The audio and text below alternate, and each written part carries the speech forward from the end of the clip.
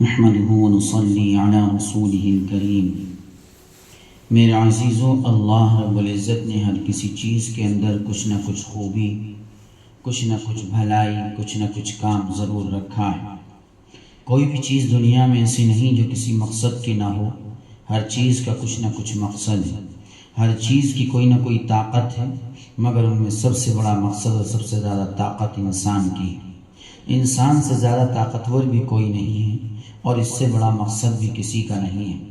اگرچہ ہر چیز اپنے اپنے اعتبار سے فائدہ پہنچاتی ہے، ہر چیز اپنے اپنے اعتبار سے اپنا کمال دکھلاتی ہے، مگر انسان کو اللہ رب العزت نے سب سے زیادہ باکمال بنایا ہے اور اس کو ایسے ایسے کمالات عطا کیے ہیں جو آج سے ہزارہ برس پہلے بھی تھے۔ اس دور میں اگرچہ وہ چیزیں نظر نہیں آتی تھیں، ان پر یقین نہیں ہوتا تھا، مگر آج ان چیزوں پر یقین ہوتا ہے۔ پہلے دور میں خرق عادت اگر کوئی چیز ہو جاتی تھی تو لوگ جلدی سے اس کو ماننے کے لیے تیار نہیں ہوتے تھے۔ آج ایک انسان لوہے کا معمولی سا پرزہ لے کر ایک مکان میں بیٹھتا ہے اور وہیں سے اس کو حرکت کرتا ہے تو دوسرے مکان میں اس کا فوٹو لے لیا جاتا ہے، یا اس سے کوئی دوسری چیز چالو ہو جاتی یا بند ہو جاتی۔ اس طریقے کے حالات آج کے دور میں عام طریقے سے نظر آ رہے ہیں، دیکھنے میں آ رہے ہیں۔ تو میرے عزیزو، اسی طریقے سے چونکہ انسان کو اللہ رب العزت نے بڑے کمالات سے نوازا ہے، اور جب یہ انسان اور زیادہ کامل ہو جاتا ہے تو اللہ رب العزت اس کو وہ طاقت اور پاور عطا کر دیتا ہے جو ایک بڑے سے بڑے کمپیوٹر اور مشینری کو بھی نہیں ہوتا ہے۔ آج کے دور میں کہاں فون ہے، کہاں موبائل ہے اور کہاں باتیں ہو رہی ہیں۔ اگر آج سے 200-400 سال پہلے یہ کہا جاتا کہ ایک زمانے میں ہزار میل دور کے لوگ اپنی جیب سے ایک ڈبہ نکالیں گے اور آپس میں بات کر لیں گے تو کوئی بھی ماننے کو تیار نہیں ہوتا، مگر آج تقریباً ہر انسان کے پاس ایک اور بعضوں کے پاس تو 2-3 ڈبے ان کی جیبوں میں پڑے ہوئے ہیں، جیب سے نکالتے ہیں اور بات کر لیتے ہیں۔ اے میرے عزیز، یہ ساری کی ساری چیزیں میرے نبی صلی اللہ علیہ وسلم کے برحق ہونے کی شہادت دے رہی ہیں، اور میرے نبی صلی اللہ علیہ وسلم کے فیض بابرکت سے انسان کے باکمال ہونے کی شہادت دے رہی ہیں۔ ان ڈبوں کو، موبائل کو، مشینری کو کس نے بنایا؟ انسان نے بنایا، اور انسان سے اللہ نے بنوایا۔ تو جب انسان اس مشینری، کمپیوٹر، لوہے اور پلاسٹک کے پرزوں کی وجہ سے اتنے کچھ کام کر سکتا ہے تو انسان اپنے سب سے بڑے پرزے، جس کو دل کہتے ہیں، جو اللہ رب العزت کا بنایا ہوا ہے، اس کی وجہ سے ایسے کام کیوں نہیں کر سکتا؟ جب انسان کا بنایا ہوا پرزہ حیرت انگیز کارنامہ انجام دے سکتا ہے تو انسان کا انجن اور سب سے بڑا پرزہ دل ہے، جس کی صناعی خود خداوند قدوس نے کی ہے، وہ خرق عادت، محیر العقول اور تعجب خیز کارنامے کیوں نہیں انجام دے سکتا؟ آج کے دور میں اکثر لوگ اس چیز کے منکر ہیں کہ توجہات کیا چیز ہوتی ہے، توجہات کس کو کہتے ہیں، ایسا کیسے ہو جائے؟ اے مسلم، تیرے حال پر افسوس ہے، ایک لوہے کا پرزہ حرکت کر رہا ہے، دوسری مشینری کے اندر وہ اپنا کام کر جاتا ہے، اس کو تو مان رہا ہے، اس کا یقین کر رہا ہے، اور ایک وہ پرزہ جو اللہ رب العزت کے حکم اور اس کے تعلق سے اللہ کے انوارات کے ذریعے سے کوئی چیز ظاہر کر رہا ہے، اس کو ماننے کے لیے تیار نہیں ہے۔ پچھلے دور میں ہمارے جتنے بھی اکابر ہوئے، اہل دل، اہل حال حضرات ہوئے، وہ بڑے کاملین ہوتے تھے، اللہ رب العزت کی عشق و محبت میں ڈوبے ہوئے ہوتے تھے، ان کے قلوب ہزارہ میل دور تک کام کر لیتے تھے، جس طریقے سے آج ہزاروں میل دور تک لوہے کے پرزے کام کر لیتے ہیں اور تبدیلیاں پیدا کر دیتے ہیں۔ وہ اہل دل، اہل حال بھی اپنی توجہات سے بہت کچھ تبدیلیاں پیدا کر دیتے تھے، اور یہ ساری کی ساری توجہات سنت رسول صلی اللہ علیہ وسلم ہیں۔ اس لیے اللہ کے نبی صلی اللہ علیہ وسلم نے زمین پر رہ کر اپنے دل کی حرکت اور انگلی کے اشارے سے چاند کے 2 ٹکڑے کر دیے۔ کہاں چاند ہے اور کہاں زمین، دونوں کے درمیان کتنا فاصلہ ہے، مگر یہ میرے نبی صلی اللہ علیہ وسلم کی توجہات تھی کہ میرے نبی صلی اللہ علیہ وسلم اپنے دل کو ادھر متوجہ کیا، اپنی انگلی مبارک سے اشارہ کیا اور چاند کے 2 ٹکڑے ہو گئے۔ اسی طریقے سے اللہ اور اللہ کے رسول صلی اللہ علیہ وسلم کے سچے چاہنے والے، ان سے سچی محبت رکھنے والے جب اپنے قلوب کو دوسروں کے قلوب کی طرف متوجہ کرتے ہیں تو ان کی توجہات سے ان کے قلوب میں حرارت پیدا ہو جاتی ہے اور اللہ کے وہ انوارات ان کے دلوں میں آ جاتے ہیں جو ان کے مرشدوں کے دلوں کے اندر ہوتے ہیں۔ مگر ہاں یاد رکھ لیجیے، توجہات دو طریقے کی، ایک قلبی، دوسری نفسی۔ قلبی توجہات تو اللہ رب العزت اہل دل اہل حال کو دیتا ہے جن کا تعلق اللہ رب العزت سے جڑا ہوا ہے۔ قلبی توجہات اللہ انہی کو نصیب فرماتا ہے اور اپنی قلبی توجہات کے ذریعے سے اپنے مریدین میں بہت دور تک وہ کام کر جاتے ہیں۔ جس طریقے سے مشینری جس کمپیوٹر سے جڑی ہوئی ہے وہ کمپیوٹر وہاں تک کام کر جاتا ہے، اسی طریقے سے جو دل کسی اہل حال سے جڑے ہوئے ہیں وہ اہل حال ان دلوں کے اندر دور تک کام کر جاتے ہیں۔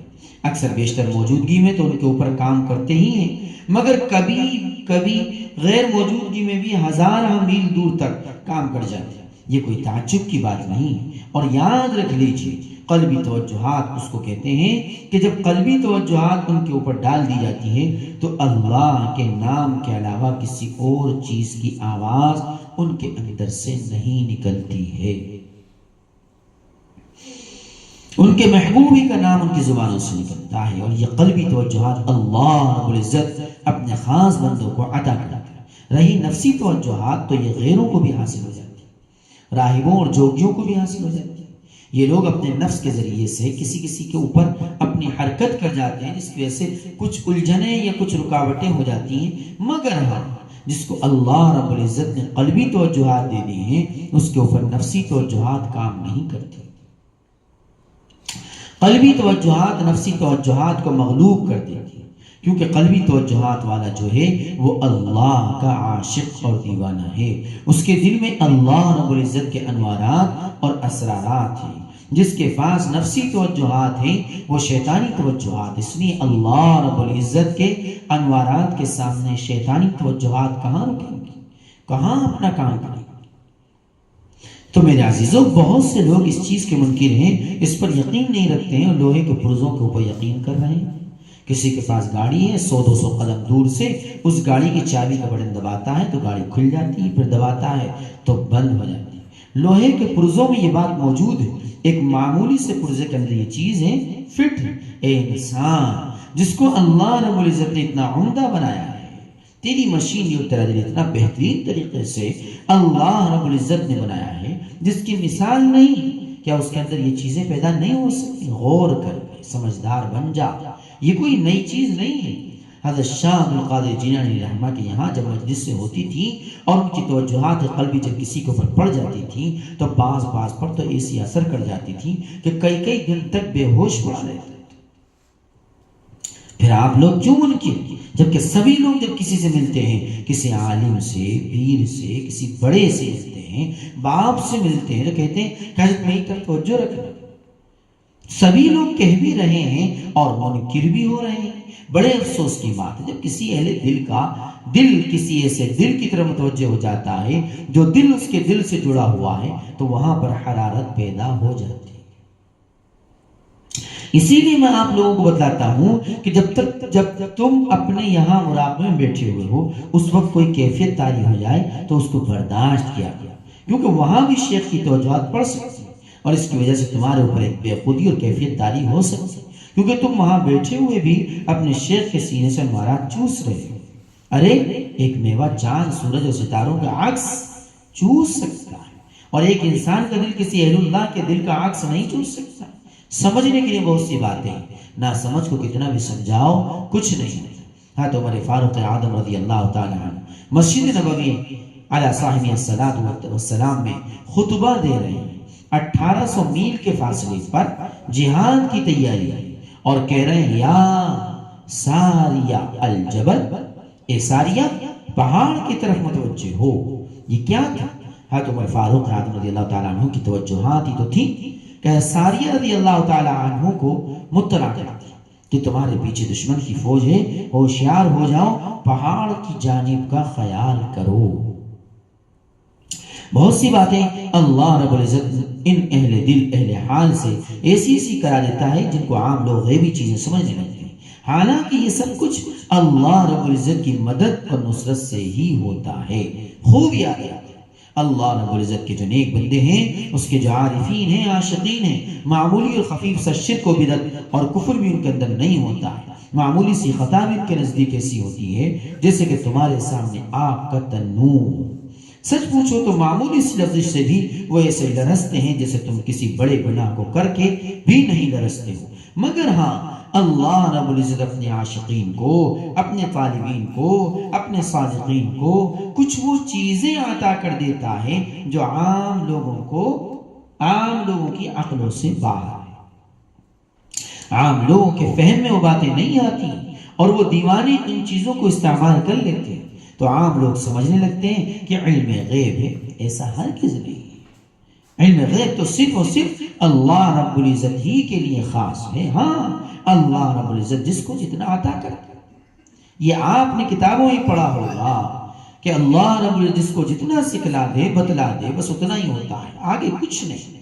اب یہ چیز انسان اپنے اپنے علم کے اعتبار سے، اپنے اپنے تعلق کے اعتبار سے، اپنے اپنے محبوب کے قرب کے اعتبار سے، اپنے اپنی صلاحیت کے اعتبار سے حاصل کرتا ہے۔ ہر کسی کا علم ایک سا نہیں ہوتا ہے۔ وَفَوْقَ كُلِّ ذِي عِلْمٍ عَلِيمٍ، کہ ہر علم والے کے اوپر ایک علم والا ہے، اس لیے علم میں سب برابر نہیں ہو سکتے۔ اور جس طرح ہر کسی کا علم ایک سا نہیں ہوتا، اسی طرح ہر کسی کا عمل بھی ایک سا نہیں ہوتا، اسی طریقے سے ہر کسی کا دل بھی اپنے اللہ کا ایک سا ہی دیوانہ نہیں ہوتا۔ بہرحال توجہات کے ذریعے سے بہت سی چیزیں ایسی ہو جاتی ہیں جو عام لوگوں کی عقلوں سے باہر۔ جیسے خواجہ معین الدین چشتی علیہ الرحمہ جب اجمیر کے علاقے میں تشریف لائے اور ایک میدان میں انہوں نے پڑاؤ ڈالا تو سرکاری ملازموں نے ان کو وہاں سے اٹھا دیا اور کہا کہ تم لوگ یہاں سے چلے جاؤ، یہاں ٹھہرنے کی تم کو اجازت نہیں ہے۔ غرض انہوں نے ان اللہ کے عاشقوں کو، ان درویشوں کو اس میدان سے نکال دیا اور وہاں پر شاہی گھوڑے باندھ دیے۔ جب انہیں گھوڑوں کو وہاں سے اٹھایا گیا تو کوئی گھوڑا اٹھتا ہی نہیں، سب کے سب گھوڑے بیٹھے کے بیٹھے رہ گئے۔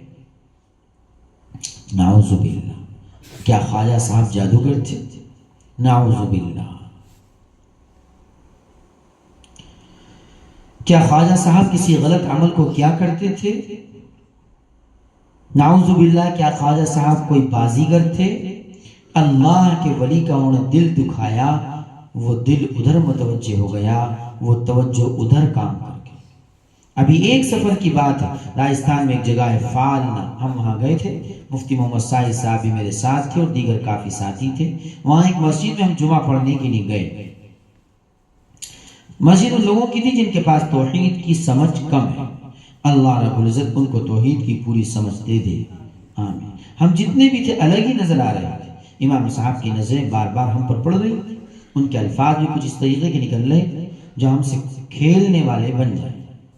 مفتی محمد ساجد صاحب کی نظر کو میں نے دیکھا کہ یہ کچھ چاہ رہا ہے، اللہ رب العزت اپنے کرم سے دل ادھر متوجہ کرا دیا، اس کی ساری باتیں وہیں رک گئی اور اس نے اپنا سارا مضمون بدل دیا۔ تو میرے عزیزوں، یہ قلبی توجہات بڑی عمدہ چیز ہے۔ اللہ رب العزت جس کو یہ چیز عطا کر دیتا ہے وہ اپنے مریدین کو بڑے اچھے طریقے سے آگے لے کر چل سکتا ہے، نہیں تو مریدین بیچارے محنت کر کر کے تھک کر رہ جاتے ہیں اور کہتے ہیں کہ کوئی حلاوت ہی پیدا نہیں ہو پا رہی، کوشش کرتے کرتے سالہ سال ہو گئے، کوئی لذت ہی پیدا نہیں ہوئی۔ اور یہ توجہات ایک ایسا ہیرا اور ایک ایسا موتی ہے کہ اللہ رب جس کو یہ عطا کر دیتا ہے چند دنوں میں وہ اپنے مریدین کے اندر حرارت پیدا کر دیتا ہے، جس کی حلاوت وہ اپنے اندر محسوس کرنے لگتا ہے۔ میرے کہنے کا مقصد یہ ہے کہ لوہے، پلاسٹک اور مٹی کی چیزوں پر تو یقین ہے، یہود و نصارہ اور کافروں کی چیزوں پر تو یقین ہے، مگر ایک اللہ کے ولی کے دل پر، ایک اہل دل پر یہ یقین نہیں ہے کہ اس کا دل بھی کچھ حرکتیں کر سکتا ہے۔ اس دور میں اس طرح کی بات کرنا بڑا باعث افسوس ہے، اور میرا اپنا تجربہ ہے، کئی جگہ کافروں کی حرکتیں اور ان کی بدنظری دیکھنے میں آئی، اس محبوب حقیقی نے دل کو اس طرح متوجہ کرا دیا، ان کی ساری حرکتیں دور ہو گئی۔ یہ چیزیں ایسی نہیں ہیں کہ ان پر یقین نہ کیا جائے، یہ چیزیں نہیں ہیں، تمام اہل اللہ کے اندر یہ چیزیں موجود تھیں۔ اللہ کے حکم سے کسی نہ ہونے والی چیز کا ہونے والا کر دینا بھی اللہ کے ولی کے لیے کوئی مشکل نہیں ہے۔ اللہ کے ولی پانی کو دیسی گھی بنا دیتے ہیں، جیسا کہ بایزید بستامی رحمہ نے لوٹے میں بھرے ہوئے پانی کو دیسی گھی بنا دیا۔ ارے اللہ کے ولی نہیں بناتے، ان کا جو محبوب ہے اللہ، وہ اس بات کو گوارا نہیں کرتا ہے کہ میرا عاشق، میرا دیوانہ رسوا ہو۔ اللہ نے کہا کن ہو جا، فیکون، پس وہ ہو جاتا ہے۔ اللہ کے ولی کے دل پر خیال ہوا اور اللہ نے اس خیال کو پورا کر دیا۔ کتنی بار کی مثالیں بزرگوں کے واقعات اور تجربے موجود ہیں کہ ان کے دلوں پر کسی چیز کا احساس ہوا اور وہ چیز ہو گئی۔ اللہ تبارک و تعالی عمل کی توفیق عطا فرمائے، آمین۔ وآخر دعواہم الحمدللہ رب العالمین۔